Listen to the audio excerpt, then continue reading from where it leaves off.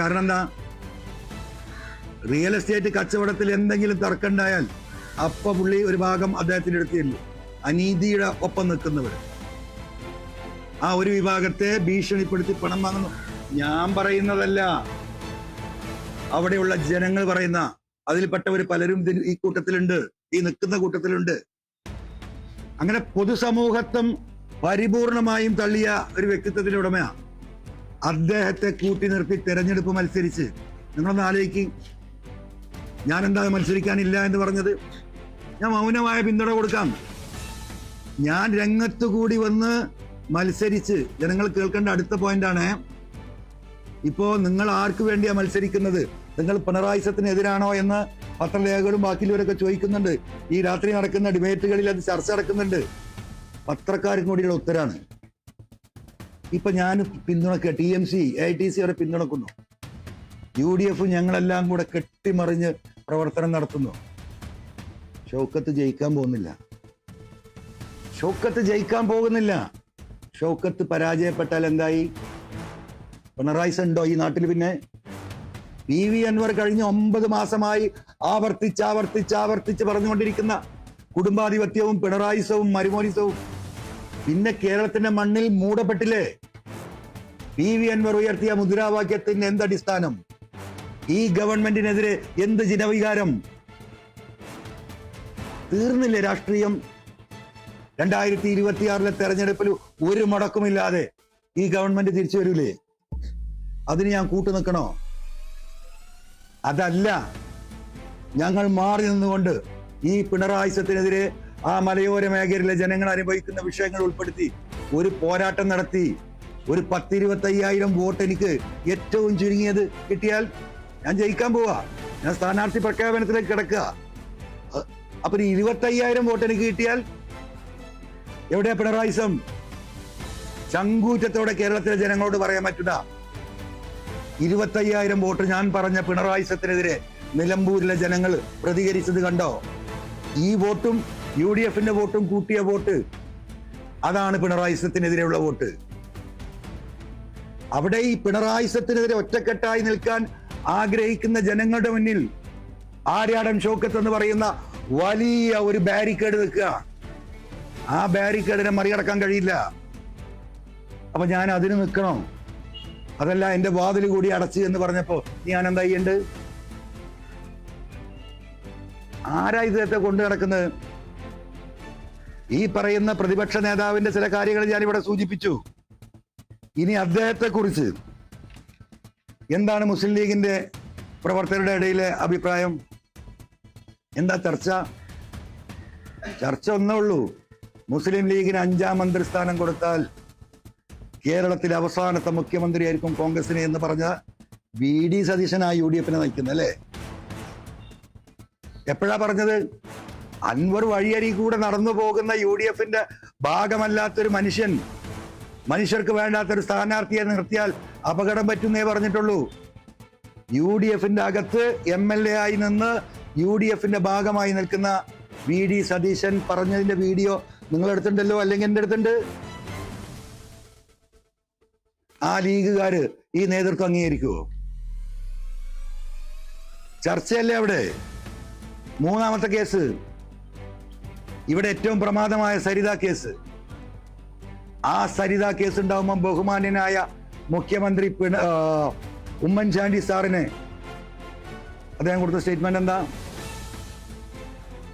അദ്ദേഹം നേരിട്ടുണ്ടോ എന്ന് എനിക്കറിയില്ല, ഇല്ല എന്ന് വിശ്വസിക്കാം. പക്ഷേ അദ്ദേഹത്തിന്റെ മുഖ്യമന്ത്രിയുടെ ഓഫീസിന് ഇൻവോൾവ് ആയിട്ടുണ്ട്. അതുകൊണ്ട് അദ്ദേഹത്തിന്റെ ധാർമ്മിക ഉത്തരവാദിത്തമുണ്ട്. ആരാ പറഞ്ഞത്? VD സതീശനല്ലേ? ഉമ്മൻചാണ്ടിയെ സ്നേഹിക്കുന്ന കോൺഗ്രസ്സുകാരാണ്. നമുക്കറിയാം, ബഹുമാനപ്പെട്ട ആര്യാടനും ഉമ്മൻചാണ്ടിയും ജ്യേഷ്ഠാനിയന്മാരെ പോലെ ജീവിച്ചവരാ. ആ ഉമ്മൻചാണ്ടി സാറിനെ ഈ സമൂഹത്തിന് മുമ്പിൽ UDFന്റെ ഭാഗമായി ആ ഗവൺമെന്റിൽ നിൽക്കുന്ന VD സതീശൻ അന്ന് പറഞ്ഞ വീഡിയോ ഓടിക്കൊണ്ടിരിക്കുകയാണ് അവിടെ. അപ്പോ സ്ഥാനാർത്ഥിയും സ്ഥാനാർത്ഥിയുടെ സംരക്ഷകനുമായി നിൽക്കുന്നവൻ രണ്ടും ഒന്നാണ്.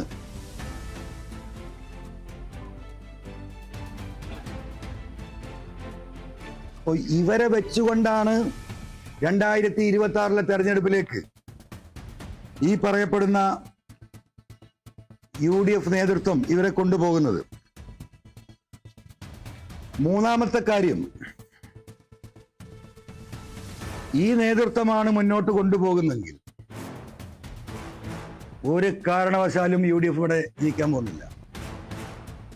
കാരണം ഇത്രയൊക്കെ പ്രതിസന്ധികൾ ഉണ്ടായിട്ടും എല്ലാവരും തീരണം എന്ന് പറയുമ്പോഴും, പ്രിയപ്പെട്ട രാഹുൽ മാങ്കൂട്ടം ഇന്നലെ വന്ന് നിങ്ങൾ ക്ഷമിക്കണമെന്ന് പറയുമ്പോഴും, ഞാൻ രാഹുലിനോട് പറഞ്ഞു ഞാൻ മത്സരത്തിനുണ്ടാവില്ല, ജനങ്ങൾ തീരുമാനിച്ചോട്ടെ, നിങ്ങൾ അങ്ങനെ ഒറ്റപ്പെടേണ്ടവനല്ല, ഞാനിതിന് തീരുമാനമുണ്ടാക്കാൻ ലീഡർഷിപ്പുമായി ആലോചിക്കട്ടെ എന്ന് ഞങ്ങൾ തമ്മിലുള്ള സൗഹൃദ ബന്ധത്തിന്റെ പേരിൽ പറഞ്ഞിട്ട് പോയ ആ വ്യക്തിയെ മൂലക്കലാക്കിയിട്ട് ഇപ്പൊ പറയാണ് ഇനി വാതിൽ തുറക്കൂല, അടച്ചു. നിങ്ങൾക്കറിയോ, ഈ വാതിൽ അടച്ചിട്ട് 1 മാസമായിട്ടുണ്ട്. ഈ തെരഞ്ഞെടുപ്പ് വരും എന്ന് തുടങ്ങുന്ന ഘട്ടത്തിൽ ഈ വാതിൽ അടച്ചിട്ടുണ്ട്. ഈ കാര്യം കൂടി പ്രിയപ്പെട്ട UDFന്റെ പ്രവർത്തകരും വോട്ടർമാരും നേതാക്കന്മാരും നിങ്ങൾ കേട്ടോ. ഞാൻ ഇദ്ദേഹം ഇങ്ങനെ തിരിഞ്ഞു നിന്നിട്ട് മുഖം തരാതെ പോകുന്നത് എന്താണ് എന്ന് ഈ സ്ഥാനാർത്ഥി പ്രഖ്യാപനത്തോട് കൂടിയിട്ട് ഞാൻ ആലോചിക്കുകയാണ്.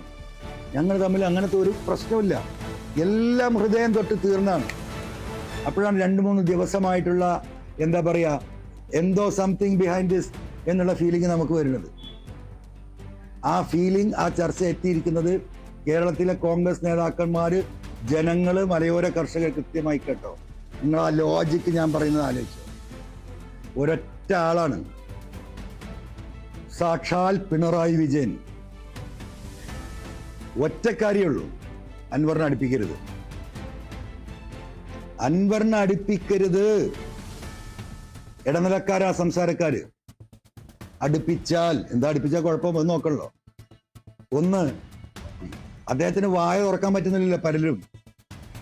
ഈ അജിത് കുമാറിനെതിരെ ഈ പോരാട്ടം നടത്തിയിട്ട് UDF നേതൃത്വം ആ സമരം ഏറ്റെടുത്തോ? ഈ പോലീസിനെതിരെ നടത്തിയ ഏതെങ്കിലും സമരം ഏറ്റെടുത്തോ? ഇപ്പൊ എന്താ പറയുന്നത്? LDF നേതാക്കന്മാര് അദ്ദേഹം ഉയർത്തിയ ആരോപണങ്ങളൊന്നും കഴമ്പില്ലാതെ തെളിയിക്കപ്പെടാതെ പോയി. എങ്ങനെ തെളിയിക്കുക? അന്വേഷിക്കണത് ആരാ? പിണറായിന്റെ പോലീസ്.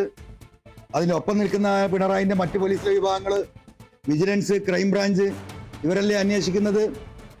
ആ അന്വേഷണം തെളിയിക്കപ്പെടുമെന്ന് നിങ്ങൾക്ക് തോന്നുന്നുണ്ടോ? തെളിയിക്കപ്പെട്ടില്ല എന്ന് മാത്രമല്ല, ഞാൻ കോടതിയിൽ പോകാൻ നിൽക്കുകയാണ്, ആ സ്റ്റേജിലാണ് ഇപ്പൊ അതുള്ളത്. തെളിയിക്കപ്പെട്ടില്ല എന്ന് മാത്രമല്ല, ഈ പറയുന്ന അജിത് കുമാറിനെ DGP ആയി പ്രൊമോട്ട് ചെയ്യാൻ കേരളത്തിൽ നിന്ന് അയച്ച ലിസ്റ്റിൽ ഈ അജിത് കുമാറിന്റെ പേര്, ഞാൻ വിചാരിച്ചു അദ്ദേഹം ഈ വാർത്ത കാണാതെ പോയതായിരിക്കും. ഞാൻ അദ്ദേഹത്തെ വിളിച്ചു പറഞ്ഞു, ശക്തമായി എതിർക്കണം, ഇതൊരു പൊതുവികാരമാണ്. കേരളത്തിലെ രാഷ്ട്രീയം ചർച്ച ചെയ്യപ്പെടുന്ന അജിത് കുമാറിന്റെ ഈ വിഷയത്തിലാണ്. പക്ക നമ്പർ 1 ഫ്രോഡ് RSS.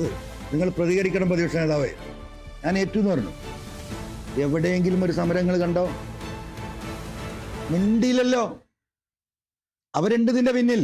എന്റെ പിന്നിൽ ആ IAS IPS ലോബി ഉണ്ട് സതീശന്റെ കൂടെ. മിണ്ടിയില്ല. 3 ദിവസം കഴിഞ്ഞ് ഈ തോന്നിവാസം മുഴുവൻ ഇവിടെ നടത്തി 40,000-40,000 കേസുകൾ ഓരോ വർഷവും മലപ്പുറം ജില്ലയിലെ മനുഷ്യരുടെ പേരിൽ കള്ളക്കേസെടുത്ത് BJPയെ സന്തോഷിപ്പിച്ച ഇതേ സുജിത് ദാസ്, ഈ കള്ളക്കടത്തിനും കൊലപാതകത്തിനും ബാക്കി നിന്ന സുജിത് ദാസ്, മരം മുറിച്ച സുജിത് ദാസ്, എല്ലാ അന്വേഷണവും തള്ളി അദ്ദേഹത്തെ തിരുവനന്തപുരത്ത് വീണ്ടും അതിന്റെ 3ാമത്തെ ദിവസം തിരിച്ചിരുത്തി. ഈ VD സതീശൻ പ്രതിപക്ഷ നേതാവ് മിണ്ടിയോ? മിണ്ടൂല.